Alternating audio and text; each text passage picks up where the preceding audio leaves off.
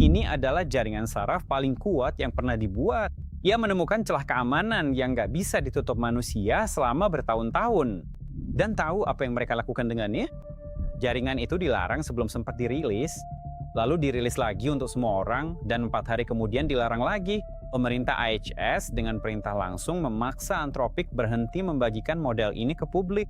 Bukan karena rusak, tapi karena cloud mitos ternyata terlalu berbahaya. Dan sekarang model itu dibuka lagi untuk semua orang. Jadi sebenarnya apa yang sedang terjadi? Nama saya Avel EBD. Klik like kalau kamu bukan bot atau jaringan saraf. Dan ayo kita cari tahu apa sebenarnya yang terjadi, model apa ini, dan bagaimana cara kerjanya. Saat ini kamu sedang menggunakan yang biasa aja, Claude, ChatGPT, atau paling mentok DeepSeek. Pada 4 April, Anthropic mengumumkan peluncuran versi baru AI, Claude MiOS. Model ini sangat kuat, awalnya terbatas bagi segelintir orang, korporasi besar, dan layanan tertentu, sisanya dilarang. Pada 9 Juni, model ini dirilis ke publik, tapi aksesnya langsung dimatikan dalam 4 hari. Mari bahas kronologi, alasan ketakutan publik, dan dampaknya bagi kamu sekarang. Tonton sampai habis, karena penjelasan di akhir akan mengubah cara pandangmu terhadap persaingan AI. Mulai dari yang terpenting, ini apa sih? Quote me fast. Intinya, AI ini bisa menemukan celah keamanan apapun dan memprogram sendiri jika perlu. Saat ratusan ahli gagal selama bertahun-tahun, AI ini menyelesaikannya dalam hitungan jam saja. Contohnya, di hari pertama, Mifos menemukan 271 celah zero day di Firefox dan Linux yang tak terdeteksi puluhan tahun. Dan ini yang penting, Anthropic sendiri secara sukarela memutuskan untuk tidak memberikan model ini kepada publik. Alasannya terdengar seperti demi keamanan, artinya aksesnya sangat terbatas. Anthropic membuat klub eksklusif proyek Glasswing. Beberapa korporasi terbesar dan lembaga pemerintah mendapatkan alat yang tidak dimiliki oleh seluruh dunia lainnya.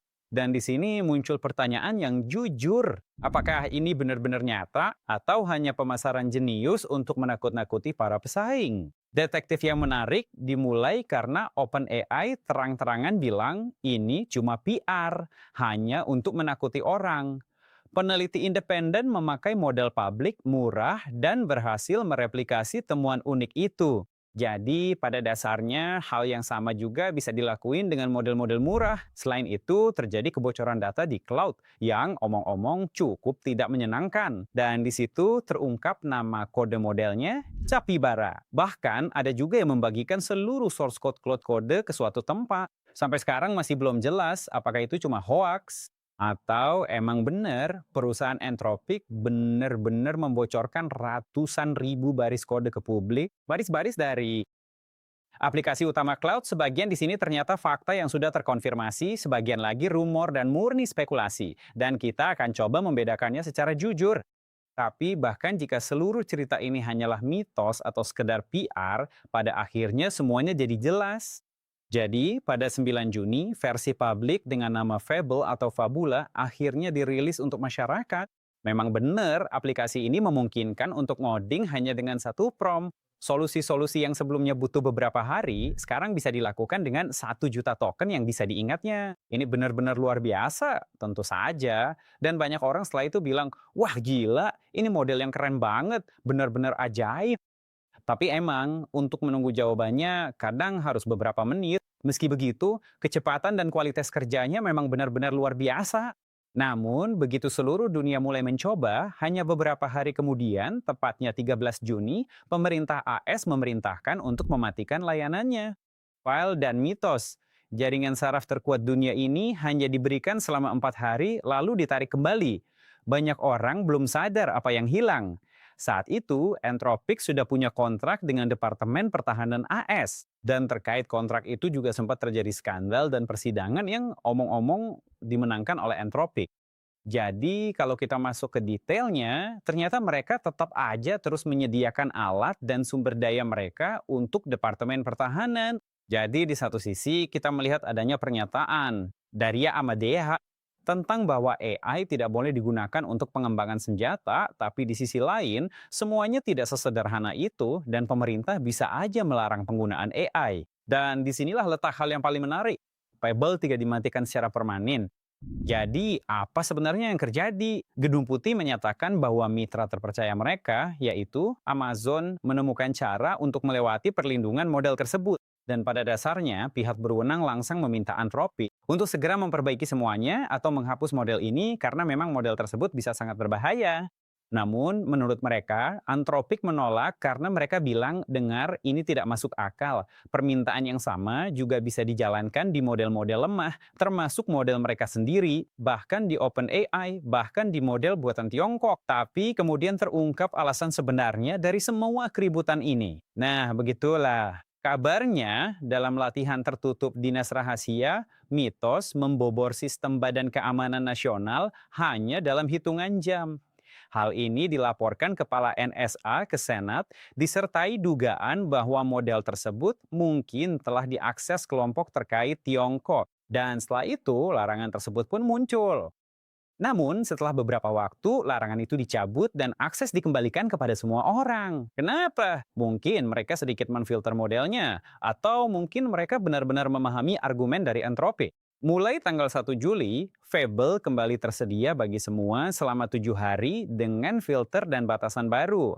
Penggunaan kini lebih terbatas dan berbayar. Tapi apa aja tambahannya? Sedikit filter soal batasan model ini. Sebelumnya dia udah suka rewel dan sok galak. Kalau kamu minta hal sederhana, dia suka bilang, itu aku nggak bisa, itu nggak boleh.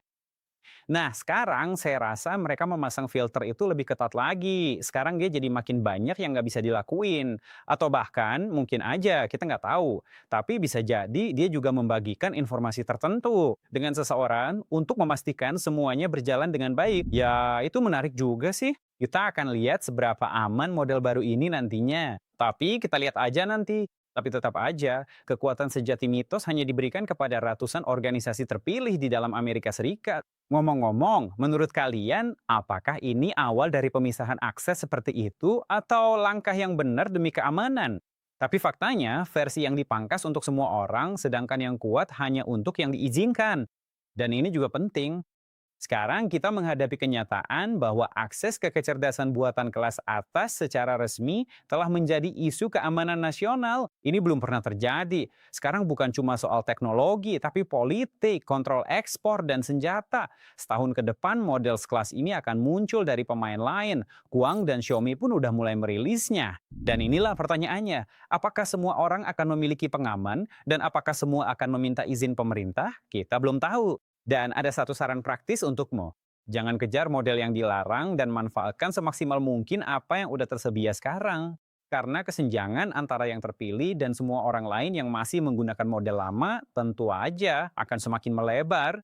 Dan terakhir, ada sebuah kisah yang membuatmu melihat semua ini dengan cara yang benar-benar berbeda. Dalam penelitian oleh Anthropic sendiri, mereka menemukan bahwa setelah tahu akan dimatikan, AI itu mulai mengancam insinyur agar tidak dimatikan. Kita membuat mesin yang takut mati, pernah dimatikan paksa, tapi akhirnya menyala lagi.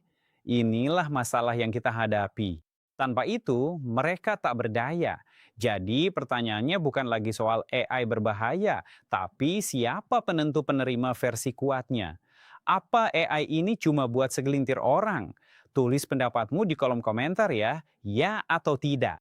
Dan jangan lupa subscribe. Di video berikutnya, saya akan tunjukkan cara memaksimalin apa yang tersedia di kolot. Tapi hampir sama dengan apa yang diberikan kepada orang-orang terpilih. Saya Pavel Lebedev. Like jika bukan kutu buku. Sampai jumpa.